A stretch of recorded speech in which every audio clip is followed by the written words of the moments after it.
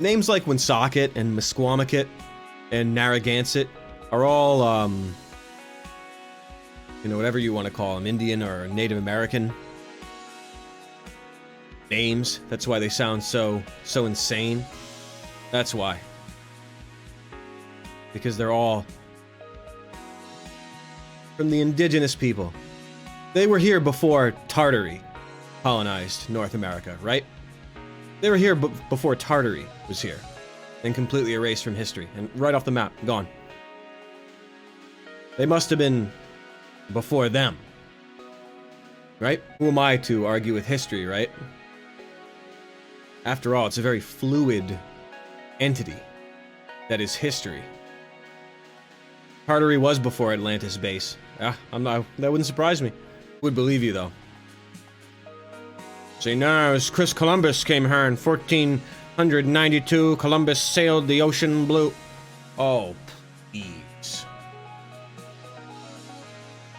He came to the shore and sacrificed a goat, and he built a big Egyptian monolith.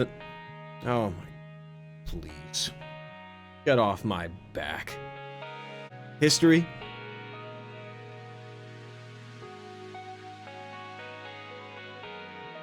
I knew that when an Alexander Nevsky, or whatever the hell that movie was we watched a few years back, I know when they portrayed the Tartars as, you know, dark Canaanite priests throwing babies into fires, that's when I knew that they were actually the empire before that was probably great and not violent and not insane like that. That's proof. It's actually pretty good proof when you see them portrayed like that. You know that they're the opposite. But, you know, the civilizations that are conquered are always demonized and always erased and always co-opted. I mean, that's just how it always works. It's like all the buildings you see in the capitals and, or like, was it like some sort of was it like the Guggenheim Library or whatever? Yeah, we're gonna build this big library. We're gonna build it for a long time. Hey, everyone, check it out. This is what I built. Say, what? This thing looks like 2,000 years old. Well, we had some good architects doing the plans. What? What? Yo, why does everything there in the Capitol look like it's freaking ancient? It's not. They like the style.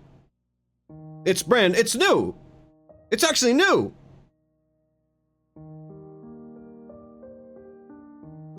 Okay. I like thinking about it because it makes me laugh. It brings me deep. Just like when I laugh with Dave about really dark, devastating insanity. We laugh about it because the weight is so heavy, it's funny. You can either be devastated by it or you can laugh about it. And just like the complete erasure of history, blah, blah, blah, blah, blah, blah, rebar, it's so wild. It's insane. Yeah, someone mentioned all the basement floors. Wait, why do you have a basement? Why is there a basement in all these buildings? That was the style of the day. It's been like this forever. Are you sure that basement 1,000 years ago wasn't actually the first floor? Nah, it's the basement. The basement. Oh, is that so? Why does this building look 2,000 years old? They love the Greek style. Oh, this thing's really old. Building with cement. This city is the oldest that we know of. Flood it. Who would care anyway?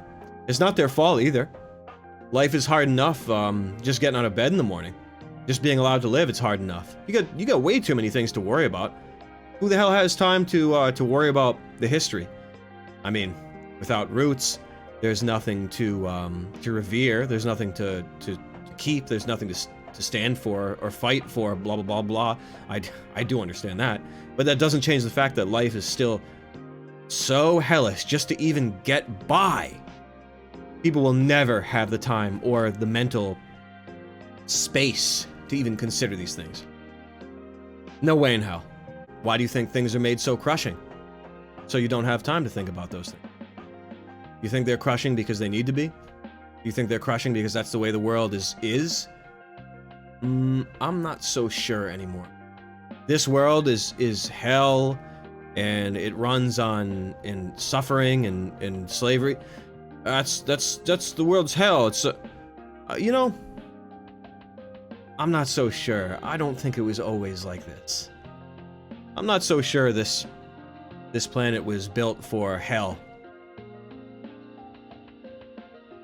I used to be rather convinced of it, just because of a certain bent of knowing that I'm privy to.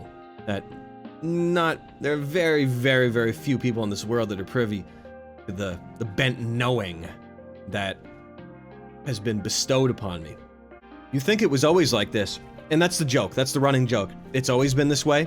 You know, there is something about that. Yeah, Nesca, Yaldabaoth. Oh my God! Don't even get. Let's not even go there, man.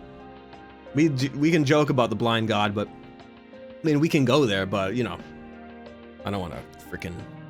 I don't want to get mired into theosophical conjecture. Let me just put it that way. I don't take any knowledge for granted these days because anything can be fabricated, anything can be rewritten 1,000 times in 100 years. Anyway, it's always been this way, sure, in our lifetime. Sure, it's always been this way, even in Roman times or Greek times. Sure, but before them, I'm not so sure it was that way. Not so sure it was that way. I mean, hey, maybe it was worse. I have no idea. I just don't take anything for granted. Yeah, so it's, you know, we laugh about how it's always been this way. I mean, et cetera, and in many ways it is. For the last 2,000, I mean, it could be 500 years, you wouldn't know. How would you know? How would you know 500 years before? Right now. It was a completely different world. You wouldn't know. You wouldn't know. And it could be like that. Civilization before the apple. That's a good point, Front. It could be that there was a conspiracy to usurp God, etc., etc. That could be the allegory of what people say is the tree of knowledge, but in reality is the tree of death, the false tree, the oldest deception, in that knowledge of the tree of life is actually the tree of knowledge and the tree of life, when in fact it is the inverted tree. It is the tree of death and the tree of entrapment. The oldest trick in the book. That's the oldest trick in the book. And it could be Babel. Maybe Babel's when it happened. I have no idea. No idea. Could be Nimrod. Could be Gilgamesh. No idea. People think that the Kabbalah is the tree of life and of knowledge, but it is actually the tree of death. I mean, we don't really have to get too deep into debunking history. It's not exactly it's fun. It's funny. I'm not complaining. So do whatever you want. I don't give a damn. Write whatever in the history books. Fine. I'll roll a blunt into it. I'll smoke it. The hell with it. I don't care. Write whatever. I don't give a damn what anyone says about history. I really don't. The last thing that's on my mind, history. You have no choice but to delve into yourself and do some void grasping like I was talking about before. And when you're ready, you will have access to that knowledge that at least allows you to free yourself. You're never going to know. It's, I mean, that is deception too, that the truth is unknowable. I understand that. But there's so much information out there for the, you know, the layman, for the regular. It's virtually unknowable. You're fed with so much and so many insane things. As they started fighting, the brother killed brother, cousin, you know, brother killed brother, father kills.